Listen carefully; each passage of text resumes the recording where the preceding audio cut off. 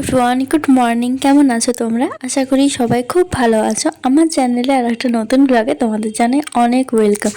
আজকে ঘুম ভেঙেছিল 9টার থেকে, তারপর শুয়ে শুয়ে ওই 9:30 বেজে গেছিলো। ভাবলাম ওঠার আগে ভিডিওটা শুরু করি। অনেকে জিজ্ঞাসা করো আমাকে এই যে রাত পর্যন্ত পড়ি, তারপর সকালে কটায় ঘুম ভাঙে? তো এই মতোই 9টা 9:30টার দিকেই ঘুম ভাঙে। তারপর একটু ফ্রেশ হয়ে বিছানাটা গুছিয়ে নিচ্ছিলাম, আর তারপর দেখছি আজকে অনেক দিন পরে বড় প্লেনটা দেখতে পেয়েছি। ভিডিওটা অতটা বোঝা যায় না, কিন্তু আসলে সত্যিকারে প্রচণ্ড বড় লাগে দেখতে। আর এয়ারপোর্ট থেকে যতগুলো প্লেন যায়, এই প্লেনটাই কিন্তু সব থেকে বড়। আর মাঝে অনেক সময় একটা দুতলা টাইপের প্লেন আছে, ওটা মাঝে মাঝে নামে। আর দুদিন দেখেছি, ওটা বেশি দেখা হয়নি। আর যাই হোক, তারপর দেখো পড়া শুরু করলাম। প্রথমে টু ডু লিস্টটা বানিয়ে নিয়েছিলাম। প্রথমে বরাবরের মতো রেখেছিলাম লাইফ সায়েন্সটা। আর আমাকে কয়েকজন কমেন্ট করছো যে সেলফ স্টাডি কিভাবে করবে। তো সেলফ স্টাডি করার মতো কিন্তু এর মতো একটা টু ডু লিস্ট বানিয়ে নেবে প্রতিদিনেরটা, সবগুলো না পাশাপাশি রাখবে, তাহলে তুমি নিজে বুঝতে পারবে কতগুলো চ্যাপ্টার হয়েছে। এভাবে প্রতিদিন 4টা বা তুমি 3টা সাবজেক্টও রাখতে পারো। এভাবে লিখে রাখবে কোনো একটা টপিক, যে টপিকটা করবে তারপর সেই অনুসারে যতক্ষণ না সেটা পড়া হচ্ছে ততক্ষণ পড়তে থাকো।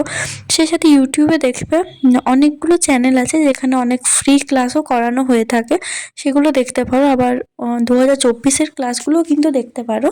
সেই সাথে এমসিকিউ ইউটিউব থেকে পেয়ে যাবে। তো যারা সেলফ স্টাডি করছো তারা এইভাবে পড়তে পারো, অনেক হেল্প হবে। পুরোটাই পেরে যাবে, কোচিং না নিলেও হবে আপাতত, যদি না নিতে চাও।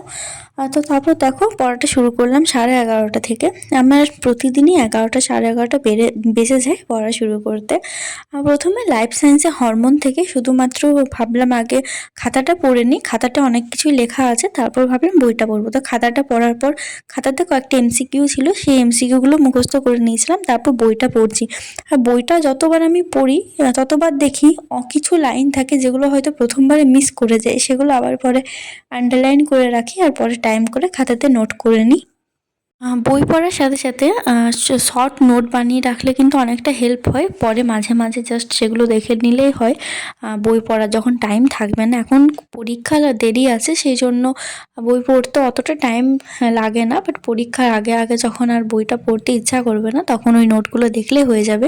সেই কারণে আমি চেষ্টা করি খাতা থেকে বই থেকেও কয়েকটা কিছু আন্ডারলাইন করে লিখে রাখার। এর আগে আমি যখন টু ডু লিস্ট বানিয়ে লিখতাম না, তখন আমার পড়ার কোনো টাইম টেবিল কিছুই ছিল না, কখন কোনটা শুরু করতাম। কখনো ধরো বসে আমার ভাবতেই 10-15 মিনিটের মতো চলে যেত যে আমি এই সাবজেক্টের পর এরপর কোনটা পড়বো। বা ধরো ভাবলাম আজকে লাইফ সায়েন্স পড়বো, লাইফ সায়েন্সের কোন চ্যাপ্টারটা পড়বো, মাথায় ওটাই আমার ঘুরতে থাকতো সবসময়। তারপর একটা চ্যাপ্টার পড়ে ধরো পড়ছি, অর্ধেকটার মতো হয়েছে, তা ভাবলাম না এই চ্যাপ্টারটা ভালো লাগছে, এটা অন্য চ্যাপ্টার করি, আমার ওই মতো হয়ে যেত। বাট এই 1 সপ্তাহের মতো একদম একটা রুটিনে এসেছে। হ্যাঁ, সেই সাথে অবশ্যই পড়ার চাপটা একটু বেড়েছে, টাইমটা বাড়িয়েছি। রাত্রে ঘুম ঠিক মতো হচ্ছে না, সকালে ঘুম থেকে উঠতে লেট হচ্ছে, অনেক কিছুই আছে। বাট সেই সাথে সবথেকে ভালো যেটা, স্টাডিটা কিছুটা ইমপ্রুভ করতে পেরেছি, এটাই অনেক। নিজের সম্পূর্ণ দিয়ে ট্রাই করে যাচ্ছি, পড়ার চেষ্টা করছি, কিন্তু পুরোটা আর আমাদের হাতে থাকে না, অনেকটা আবার ভাগ্যের উপরও নির্ভর করছে। তাই কি হয় না হয় কিছুই জানা নেই। সবসময় অনেক সময় আমি দেখেছি, বিশেষ করে যে জিনিসটা নিয়ে বেশি আশা করে থাকি বা ভাবি না এটা ভালো হবে, কিন্তু সবসময় দেখি সেটা আর ভালো হয় না। সেজন্য আমি এইবার পড়ছি বাট সেরকম আমি কিছু ভাবিইনি যে আমি পেয়ে যাবো বা এক্সট্রা কিছু, তারপর কিছুই ভাবিনি, জাস্ট পড়ছি নর্মাল একটা পরীক্ষার মতো, কিন্তু নিজের বেস্টটা দিয়ে করার চেষ্টা করছি। তারপর দেখো লাইফ সায়েন্সে হরমোন চ্যাপ্টারটা পড়া কমপ্লিট হলো। তারপর খেতে বসে গেছিলাম লাঞ্চ করতে। লাঞ্চ করার পরে একটু ড্রাই ফ্রুটস নিয়ে বসেছিলাম। আজকে অন্য কোনো ফল ছিল না। রোজ একটু ড্রাই ফ্রুটস না খেলে রাত্রে তাড়াতাড়ি আমার ঘুম পায়। আর যারা ভাবছো রাত জেগে পড়াশোনা করবে, প্রথম রাত জাগতে যদি প্রবলেম হয়, তাহলে গরম চা বা কফি কিছু একটা খেয়ে নিতে পারো, দেখবে ঘুমটা একদম কেটে যাবে। আর আমি নিজে চা কফি কিছুই করতে পারি না, সেই জন্য আমি ওইভাবেই থাকি, অভ্যেস হয়ে গেছে। তারপর না একটু ভাবলাম যে ছাদে গিয়ে একটু ঘোরাঘুরি করি, মানে একটু ঠান্ডা লাগছিল ঘরে, দিয়ে দেখছি ছাদে এত রোদ। আর এই দেখো ওখানে না একটা বইমেলা হচ্ছে, বেশ ছোট্ট মতো, বিকেল 3টে থেকে রাত 9টা পর্যন্ত। বাট ভালোই অনেক অনুষ্ঠান হয় ওখানে। কাল থেকেই জাস্ট বইমেলাটা শুরু হয়েছে, এখন 1 সপ্তাহের মতো থাকবে। তাই আর তারপর বেশিক্ষণ ছাদে থাকলাম না, কারণ প্রচণ্ড রোদ লাগছিল। তারপরে আসার পরে যে লাস্ট চ্যাপ্টারটা আমার করার ছিল ওটা কমপ্লিট করলাম। দেখো 3:45 মতো বেঁচে গেছে, লাস্টে যে করেছিলাম ক্লাস 10-এর একদম শেষ চ্যাপ্টারটা। তারপর চুলটা একটু ছাড়ালাম, আমার সকাল থেকে চুল ছাড়ানোরও সময় হয়নি, এমনভাবে গেছি আজকের দিনটা। আর হ্যাঁ, ছাদ থেকে আসার পরে হরমোন চ্যাপ্টারটা থেকে মক টেস্ট দিয়েছিলাম, ওটা স্কোরটা তোলা আছে, বাট আমি এখানে অ্যাড করে দিতে ভুলে গেছি, পরে অ্যাড করে দেবো। আর সকাল থেকে এক নাগাড়ে পড়ে না প্রচণ্ড এখন বিরক্ত লাগছিলো, তাই ভাবলাম একটু রেস্ট নিয়ে ঘুমাবো। প্রায় প্রতিদিনই এরকমই করি। লাইফ সায়েন্সটা করতে অনেকটা টাইম লেগে যায়, যেহেতু 2টো টপিক রাখি সেই জন্য টাইমটা বেশি লাগে। আর আজকে যে ক্লাস 10-এর লাস্ট চ্যাপ্টারে যতগুলো টপিক আছে সমস্ত টপিক পড়েছি, সেই জন্য আরও বেশি করে সময় লেগেছে। কিন্তু ওখান থেকে কোনো মক টেস্ট দিইনি, আমি দেখিও নি অ্যাপে ওখান থেকে কোনো মক টেস্ট আদৌ আপলোড করা আছে কি না। আর তাছাড়া গুগল থেকেও কোনো মক টেস্ট আমি দিইনি আজকে। পরের দিন টাইম করে মক টেস্টটা দিয়ে নেব। চুল ছাড়ানো, ক্রিম মাখা কমপ্লিট। তারপর ভাবলাম না আর এখন পরবো না, একটু ঘুমিয়ে নিই। 1 ঘন্টা 1.5 ঘন্টা হলো, না হলে রাতেও জাগতে প্রবলেম হবে, সেই জন্য 2000 years later. প্রায় 1 ঘন্টা ঘুমানোর পর উঠেছিলাম 5:30 6টার দিকে। তারপর সকালের একটা যে লাইভ ক্লাস ছিল ওটা রেকর্ডেডটা দেখে নিয়েছিলাম। তারপরে ফিজিক্যাল সায়েন্সটা পড়া শুরু করেছিলাম একেবারে রাত 8টা থেকে। আর দ্রবণ চ্যাপ্টারটা আজকে করেছিলাম, এর আগে আমি দ্রবণ চ্যাপ্টারটা একবারও পড়িনি, এটা ফার্স্ট টাইম পড়ছিলাম। আর সেই সাথে এই চ্যাপ্টারটা অনেকটা ছোট ছিল, সেই জন্য আমি ভাবলাম যে আজকে দ্রবণ চ্যাপ্টারটাই করি। পুরো বইটা পড়ে খাতায় লিখতে ওই মোটামুটি 9টার মতো বেজে গেছিলো।